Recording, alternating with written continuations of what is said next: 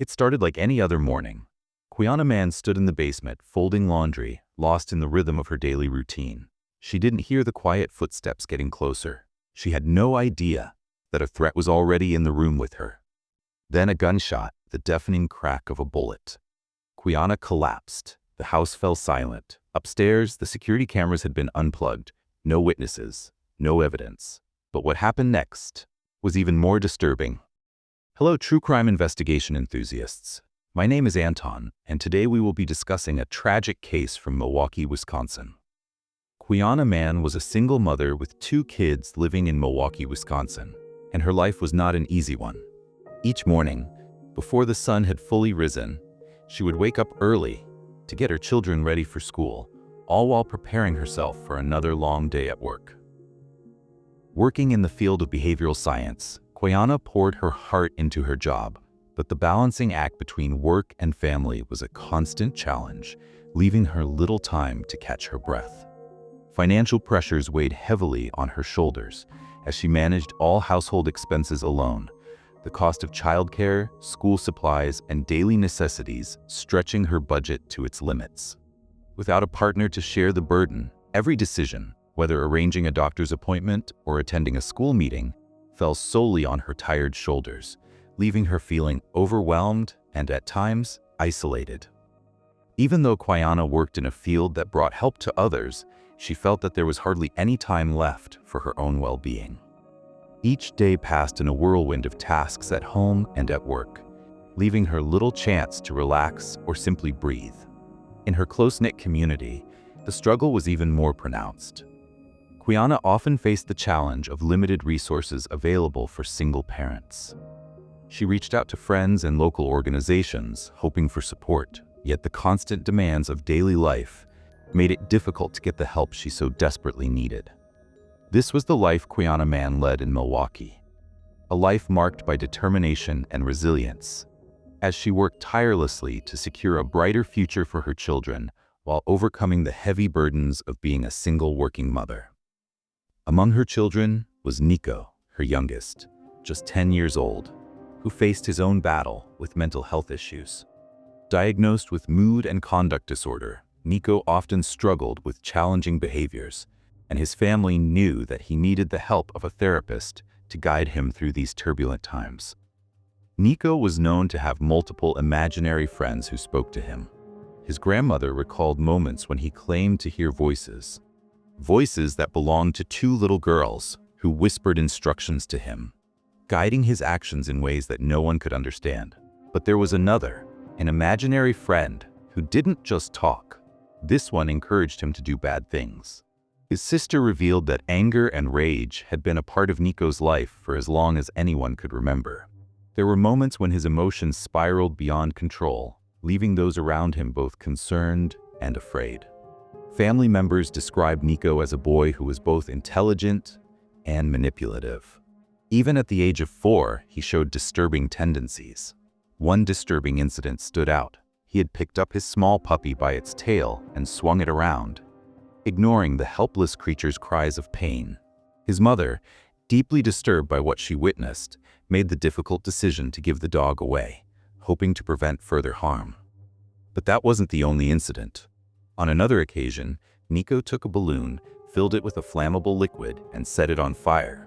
The balloon burst into flames, causing an explosion that damaged furniture inside their home. A dangerous act that left his family shaken, and even more fearful of what he might do next. Nico's story was a difficult one.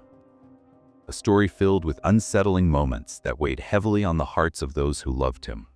His struggles with mental health and his troubling behaviors were not just a concern. They were a source of deep sadness and growing fear. How many children, just like Nico, are fighting silent battles right now in neighborhoods across the United States? Mood disorders, depression, anxiety, bipolar disorder cast long shadows over young lives, while conduct disorders marked by aggression and defiance shape their behavior in ways we're only beginning to understand. The numbers paint a chilling reality. In the United States, 1 in 6 children is diagnosed with a mental, behavioral, or developmental disorder. And for mood disorders alone, nearly 8% of adolescents battle severe depression. Conduct disorder affects 2 to 5% of kids, often overlapping with ADHD or early childhood trauma. But these aren't just phases, they're struggles that rewrite childhoods and futures. For parents like Quiana, the questions are agonizing. Is this my fault? Yet the stigma surrounding mental health silences so many families. The reality, only 20% of children with mental health issues receive proper care. The rest, they slip through the cracks, lost in overwhelmed schools, underfunded clinics, and communities unequipped to help them. The consequences are devastating. Kids with conduct disorder are 3 times more likely to be expelled from school. Their actions, stealing, lying, destroying property, aren't simple acts of rebellion. They are survival instincts, wired by brains drowning in chaos. And for mood disorders, the numbers are equally alarming. 60% of teens struggling with depression fall behind academically, their potential dimmed by despair. Without intervention, the road darkens. 30 to 50% of children with conduct disorder will one day enter the juvenile justice system. These are not just statistics. These are children, and one of them was Nico. Quiana's life had become an exhausting struggle. As a devoted single mother, she worked tirelessly to keep her family safe and together. But every day felt like a test of patience and survival. Nico's behavior had become more unpredictable over time, his emotions swinging wildly from calm to chaos. And there was another problem, an obsession that seemed to consume him entirely. Video games. Not just any games, but violent ones, filled with aggression and destruction. Games that didn't just entertain, they fed his anger. Concerned, Nico's therapist had created a plan. The solution was clear: less time spent in front of the screen. Then came the moment that changed everything. One day, Nico had a demand. He wanted a virtual reality headset, a device that could transport him into another world, a world where he had control. When Quiana said no, something inside him snapped. In a flash of rage, Nico made a terrifying decision. He stormed to his mother's cabinet, reached inside, and pulled out a gun. A 10-year-old boy holding a deadly weapon. His hands gripped the firearm tightly, his mind clouded by anger. And then he pointed the gun directly at Quiana. For a single, breathless moment, the atmosphere was thick with danger. But somehow, Quiana managed to calm him down.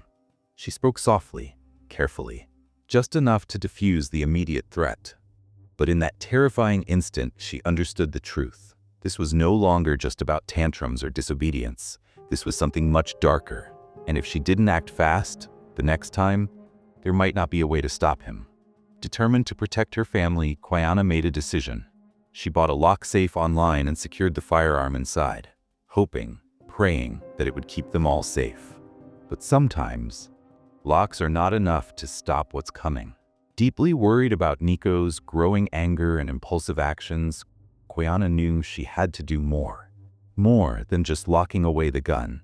More than just setting boundaries.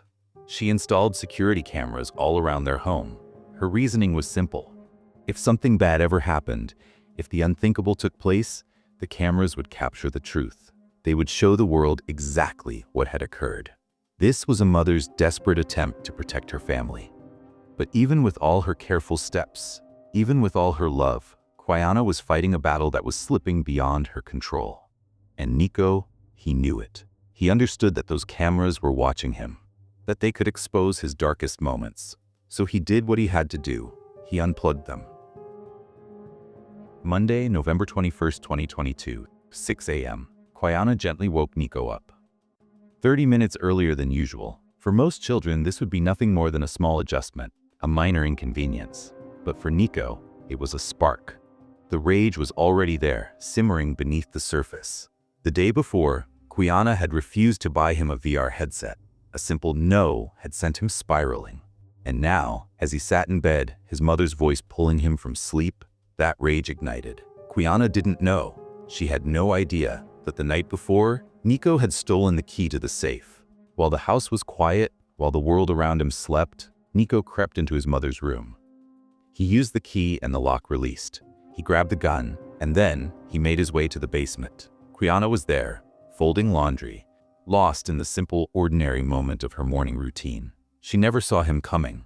Nico raised the gun with his both hands steady. He aimed, right at her face from 3 feet away. And then he pulled the trigger. The bullet struck Quiana in her eye, and she fell.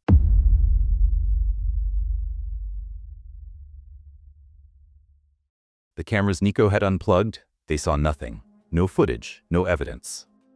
But the truth always finds a way to the surface. A mother's love, a son's rage, a single pull of the trigger.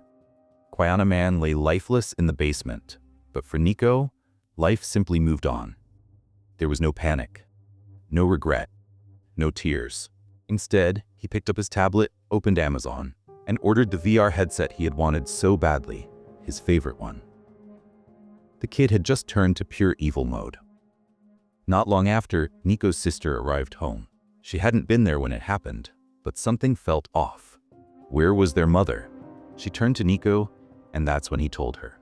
Calmly, emotionlessly, he said he had been twirling the gun around his finger when it accidentally went off. The bullet struck Quiana. She was dead, lying in the basement. His sister's blood ran cold. She could barely process what she was hearing. A chill crawled up her spine. Without wasting a second, she grabbed her phone and called their grandmother and aunt. Minutes later, they rushed to the house. But when they stepped inside, nothing could have prepared them for what they saw. Quiana was gone. The weight of the moment crushed them. Shock, grief, disbelief. Soon the police arrived at the scene. They secured the area, gathered evidence, and listened as Nico told his version of events. He repeated the same story. The gun went off by accident. And why would they doubt him? He was just 10 years old. A tragic mistake, a heartbreaking accident. That's what it seemed. That's what they believed. The very next day, just hours after his mother's tragic death, Nico had only one thing on his mind, the VR headset. He turned to his aunt and asked when it would arrive. Quiana's sister was stunned. She wasn't expecting that. Her mind was still reeling from the loss of her sister, the shock of it all. And here was Nico, acting as if nothing had happened, as if his mother's death was nothing more than a minor inconvenience. She pressed him, questioning him further. And then, with the same calmness, Nico admitted it. He had killed his mother on purpose, not by accident, not by mistake, because she wouldn't buy him the VR headset, because she woke him up 30 minutes earlier than usual. That was his reason. Rhonda could barely breathe. There was no remorse, no guilt, no tears. Nico had taken his mother's life and felt nothing. That's when Rhonda picked up the phone. She called the authorities and told them everything. Nico was immediately taken into custody and moved to a juvenile facility. From behind those walls, he called his family, but not to express regret, not to ask for forgiveness. When he calls, Rhonda said, he's just like, make sure all my tablets and laptop and everything of mine is packaged. No mention of his mother, no acknowledgement of what he had done. And for Quiana's mother, Nico's own grandmother, Luritha, there were no words left to say. She couldn't bring herself to speak to him. She said, he took something very precious from me. Are there monsters among us, or are they created? Nico was just 10 years old, a child. But what he did was unthinkable. And the most chilling part, he felt nothing, no regret, no sorrow, no understanding of the life he had taken. This case forces us to look beyond the crime and into the mind of a child whose emotions seemed absent, whose conscience seemed missing. Mental health struggles are real, and they do not only affect adults. 1 in 6 children in the US battles a mental, behavioral, or developmental disorder. Many go unnoticed, many go untreated, and some become dangerous. Children with conduct disorder, with mood disorders left unchecked, can spiral into darkness. The warning signs? They were there. Violence, manipulation, a lack of empathy. But how do we as a society step in before it's too late? How do we ensure that no other mother suffers Quiana's fate? Because the truth is, this isn't just Nico's story. It's the story of many, of children slipping through the cracks, of families crying out for help, and of a system that too often fails them. Mental health awareness isn't just important, it's critical. Because when we ignore the warning signs, when we fail to intervene, monsters are not born, they are made. And sometimes they're living right among us.